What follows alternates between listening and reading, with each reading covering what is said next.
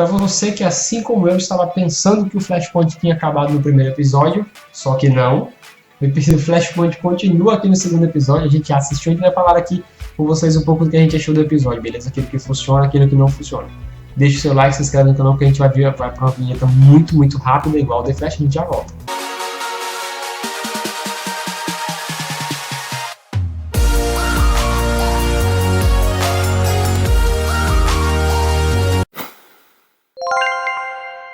Fala galera do canal Preocupe, sejam muito bem-vindos mais uma vez. Meu nome é Gustavo. Como eu falei, a gente está aqui para falar do segundo episódio da terceira temporada de The Flash. Episódio um pouco atípico do que eu estava esperando, mas o episódio teve muitos momentos positivos, cara. Eu acho que o maior deles aqui, para nossa surpresa, se você como eu achava que eles tinham parado no Flashpoint no primeiro episódio, eles não pararam. Agora eu vou falar um pouquinho mais da trama de uma maneira mais aprofundada, beleza? Para quem já assistiu, a gente vai falar agora. Bom, Flashpoint continua aqui, cara, no Paradoxo. É a continuação clara do Flashpoint, e eu achei realmente que eles tinham feito do Flashpoint apenas aquele primeiro episódio e não. Porque o Barry volta para essa realidade mudada, né? Não tem nada a ver com a realidade da segunda temporada, não tem a ver com a realidade que ele estava vivendo no Flashpoint no ponto de ignição. Ele volta para uma realidade alternativa, como a gente viu no final do primeiro episódio, e está tudo mudado de novo, cara, né? Por exemplo, a gente tem um Cisco ressentido com o Barry aqui, porque ele não salvou o seu irmão Danton. A gente tem o Joey e a Iris que não se falam, porque o cara camuflou que a mãe dela não tinha morrido. O Kid Flash não existe. Lá no departamento de polícia a gente tem um novo personagem que é o Julian. Tem muita coisa mudada, e o Barry tenta mais uma vez tentar de alguma maneira, né, redobrar ou desdobrar tudo que ele tinha feito embaraçado na nova linha do tempo. E basicamente o episódio gira em torno disso aí. Então o episódio gira em torno, cara, da busca do Barry pela redenção de todas essas merdas que ele tinha feito, de ter ido pro Flashpoint, né, ter tentado salvar sua mãe, voltou para esse outro agora para tentar corrigir as coisas não corrigiram, e ele tenta desesperadamente todo o tempo dentro desse episódio desfazer essas besteiras que ele tinha feito aí. Porque, tipo, a maior consequência que existe dentro desse episódio é que o grupo do Flash, cara, sabe, ninguém, ou um não se fala com o outro, o Cisco não fala com o Barry, na verdade o Cisco não fala direito com ninguém, ele não fala nem o nome mais, nem sugere, velho, mais o nome dos vilões.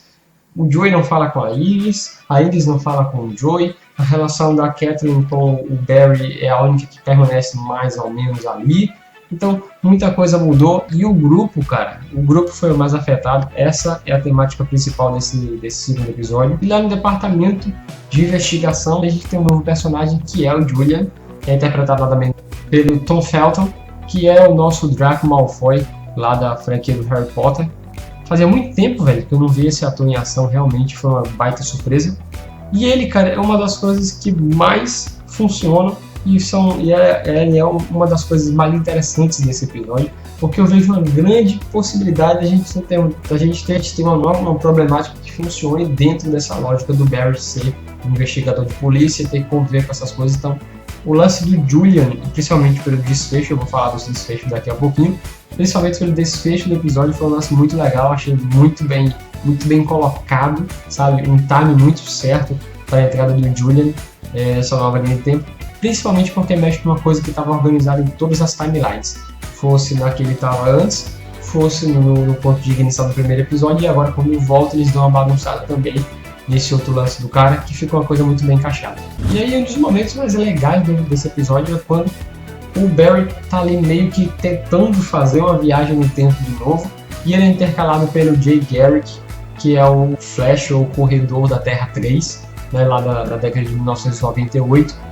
Muito legal aquilo ali, o design da roupa do cara é da hora.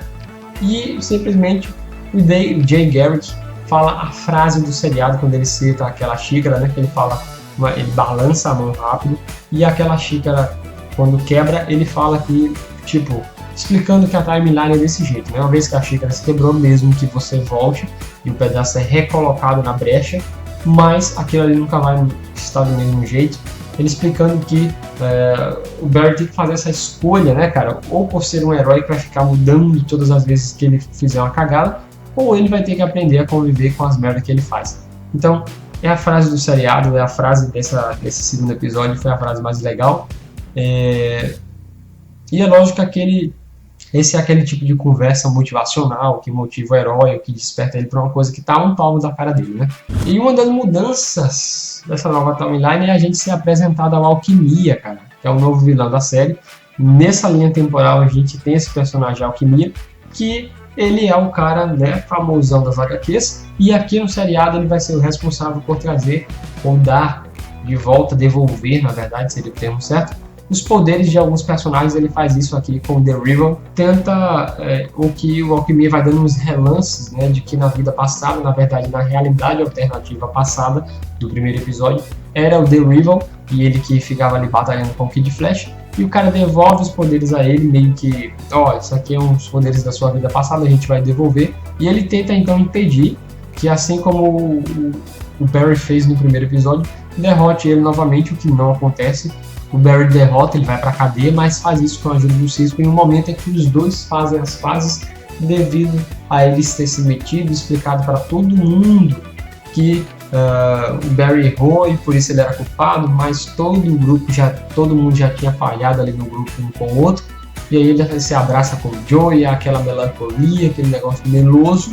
O Cisco sai então lá da base e vai lá tentar salvar o cara, e aí com a ajuda do Cisco então ele consegue meter o cara na cadeia. Foi o desfecho para o The Rival, mas a presença do Alquimia nesse episódio foi um lance muito legal. Basicamente o episódio é desse jeito, né? O Barry não precisa voltar no tempo para tentar corrigir mais nada, tudo fica normal, entre aspas, porque o Cisco se resolve com o Barry, eles voltam a se falar normalmente, dão até a entender que vão trabalhar ali juntos. A Iris se acerta com o Joey e dá um beijo no Barry, a gente só precisa ver se realmente dessa vez ela vai lembrar, né, de que tinha feito isso, porque na realidade passada ela não lembrava. Com o desfecho desse episódio, que é uma das coisas mais legais, se abrem novas possibilidades por causa dessa timeline. Porque agora a gente tem, por exemplo, personagens como o Alquimia, que eu falei. E aí, cara, como é que vai ser o Alquimia? Ele vai trazer... A gente tem a possibilidade de ver o Wally de novo. Como é que vai ser o lance? Por exemplo, ele poderia trazer o Kid Flash, cara.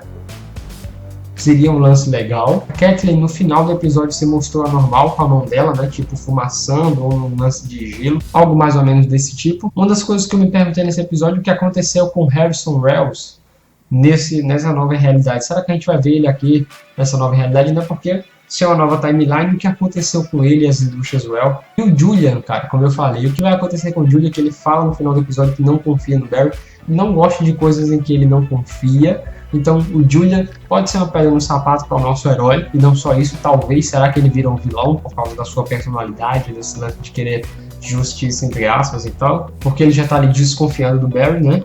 Então galera, minha nota para esse episódio é 7,7, eu acho que o episódio funcionou bastante.